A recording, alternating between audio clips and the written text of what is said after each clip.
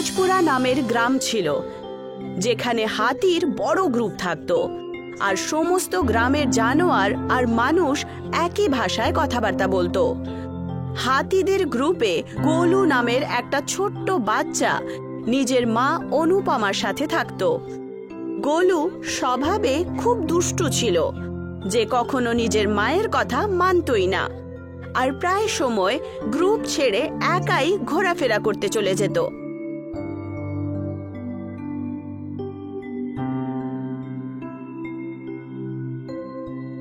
আমি কতবার তোকে বুঝিয়েছি গোলু, যে গ্রুপ ছেড়ে একা কোথাও যাস না, জঙ্গলে প্রচন্ড বিপদ থাকে। মা, তুমি তো ফালতুতেই চিন্তা করো, যখন দেখো বকতেই থাকো।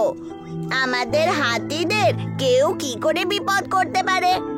বাবু এরকম বলে না, অনেকবার জঙ্গলে হাতিদের শিকারী এসে হাতিদেরকে বন্দি করে নিয়ে যায়। গোলু কথাগুলো না শুনে একবার আবার গ্রুপ থেকে দূরে চলে যায়।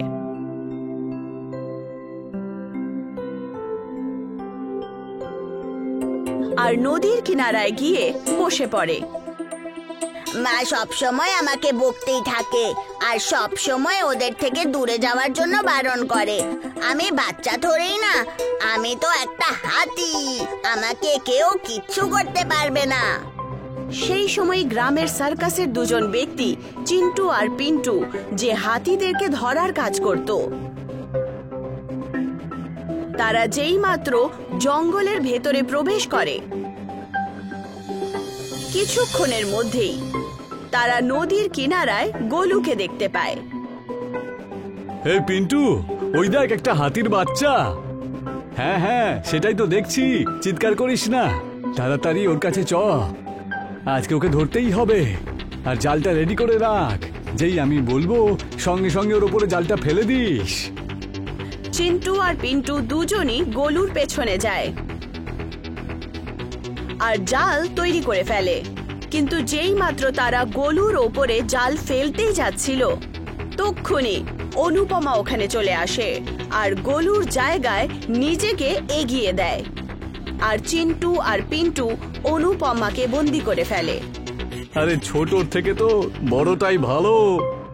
মা, মা, না গো, মাকে ছেড়ে দাও না। পালা গোলু, পেছনে তাকাস না যেন, নিজের প্রাণ বাঁচা, পালা পালা গোলু, পালা। গোলু কাঁদতে কাঁদতে ওখান থেকে চলে যায়। গোলু গ্রামের রাস্তা দিয়ে পালিয়ে যায়। আরে তুমি এখানে কি করছো? উত্তর না দিয়ে শুধু কাঁদতেই জঙ্গলে থাকে।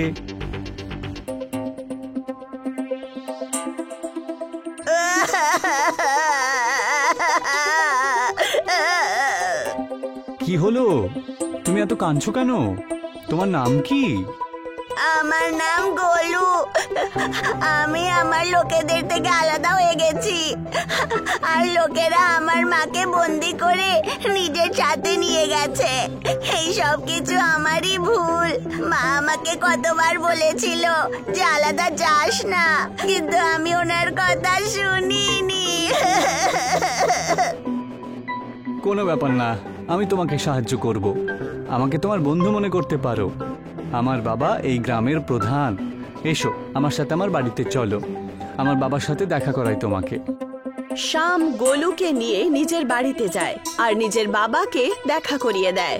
আর গোলু সমস্ত কথা প্রধান বাবুকে বলে দেয়। এই তো সমস্ত গ্রামের সমস্যা। এই যাদের হাতিগুলোকে ধরে নিয়েছে, এই লোকগুলোকে উচিত শিক্ষা দিতেই হবে। তুমি চিন্তা করো না গোলু, আমি তোমাকে সাহায্য করব। ততদিন তুমি আমার সাথে থাকবে, ঠিক আছে?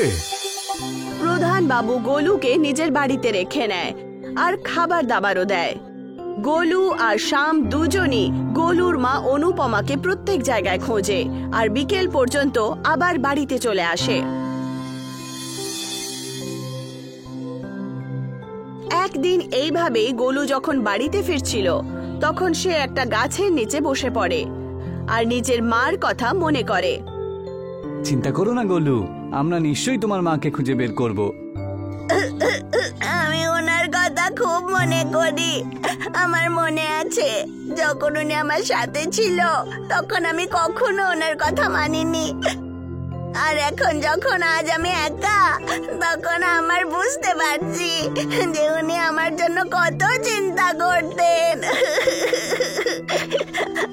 যদি আবার ওনার সাথে দেখা করার সুযোগ পাই তাহলে আমি আর কখনো এই ভুল করব না, আর সব সময় ওনার কথা মেনে চলবো। আমাকে আবার আমার মায়ের সাথে দেখা করিয়ে দাও। গোলু আর শ্যাম দুজনের চোখই জলে ভিজে যায়। পরের দিন সকালবেলা প্রধান বাবু সমস্ত গ্রামবাসীদেরকে একটা বড় গাছের তলায় একত্রিত করেন, যেখানে প্রধান গোলুকেও ডেকে পাঠান। গ্রামবাসীরা, আমি তোমাদের সবাইকে একটা গুরুত্বপূর্ণ বিষয় আলোচনা করব বলে ডেকে পাঠিয়েছি। এমনটা আপনারা সবাই জানেন যে গ্রামে হাতিদেরকে অনেক বেশি বেশি করে চুরি করা হচ্ছে। এই সমস্যার সমাধান বের করতেই হবে আমাদের। আমার সাথে একটা ছোট বাচ্চা রয়েছে হাতির, ওর নাম হলো গোলু। কোনো বদমাইশ ওর মা অনুপমাকেও ধরে নিয়েছে। তাই গ্রামবাসীদের কাছে অনুরোধ করছি, ওর মায়ের ব্যাপারে কিছু জানতে পারলে আমাকে অবশ্যই তোমরা জানিও কিন্তু। এই গ্রামবাসীদের মধ্যেই সুভাষ নামের একজন ব্যক্তি দাঁড়িয়েছিল, যে প্রধান বাবুর কথা শুনে বলে ওঠে, প্রধান মশাই, আমাদের এমনি এত সমস্যা রয়েছে, তার উপর এখন হাতি নিয়ে চিন্তা করব? আমার কথা শুনুন, এই হাতিগুলোকে ভুলে যান আপনি, আর এই ছোট হাতিটাকে জঙ্গলে ছেড়ে আসুন তো। আরে জঙ্গলের বোঝ কেন মাথায় নেব বলুন তো? আরে কি আজে বাজে কথা বলছো সুভাষ? তোমার মনের মধ্যে কি দয়া মায়া নেই? হাতির একটা ছোট বাচ্চা নিজের মাকে হারিয়ে ফেলেছে, আরে ওকে সাহায্য করা আমাদের কর্তব্য, আর প্রকৃতিকে রক্ষা করা আমাদের ধর্ম। এটা শুনে সুভাষ ওখান থেকে চলে যায় আর চুরি করে চিন্টু আর পিন্টুর সাথে দেখা করে। চিন্টু আর পিন্টু অনুপমাকে বন্দি করে রেখেছিল। এই শোনো তোমরা, চিন্টু পিন্টু, প্রধান মশাই এই বড় হাতিটাকে অনেকদিন ধরে খুঁজছে। আজকে এই গ্রামে বৈঠক দেখে এই বিষয়ে আলোচনা হলো, ঠিক আছে? আবার সঙ্গে এই হাতির বাচ্চা গোলুও ছিল, যে এই সময় প্রধানের বাড়িতে রয়েছে দলবল থেকে আলাদা হয়ে, বুঝেছ? আমার সোনা ঠিক আছে তো? হ্যাঁ, একদম ঠিক আছে, তবেই তো আমাদের সমস্যা বাড়িয়ে তুলছে ও। তুমি একদম চিন্তা করো না সুভাষ, এই হাতিটা আমাদের কাছে একদম সুরক্ষিত রয়েছে।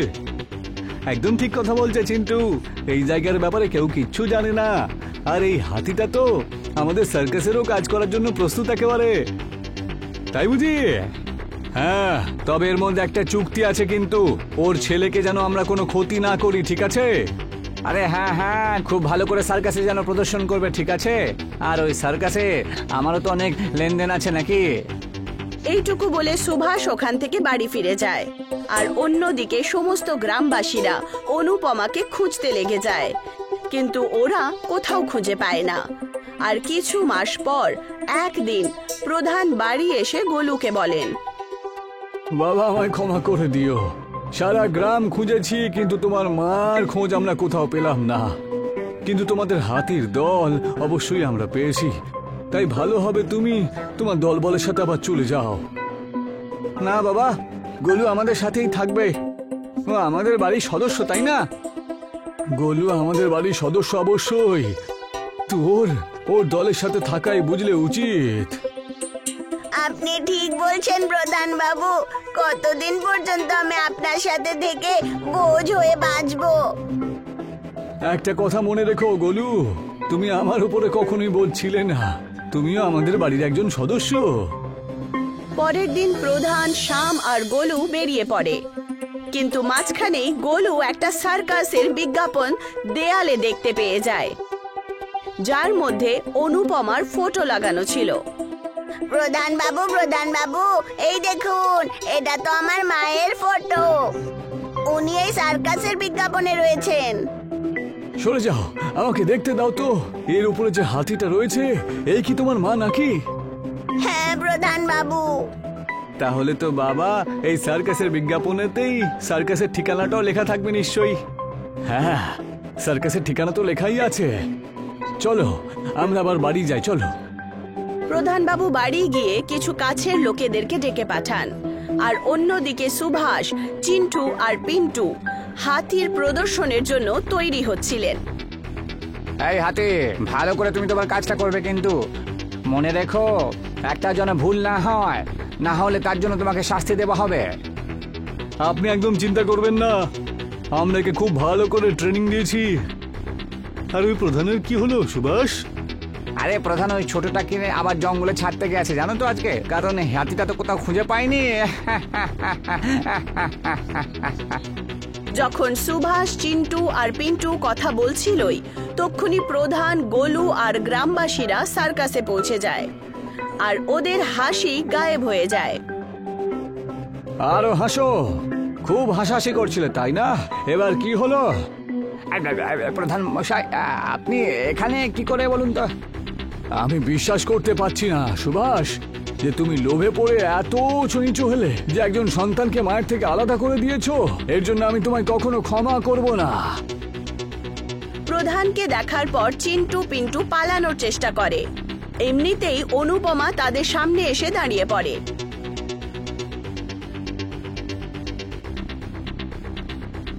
আর গ্রামবাসীরা এসে ওদেরকে ধরে ফেলে।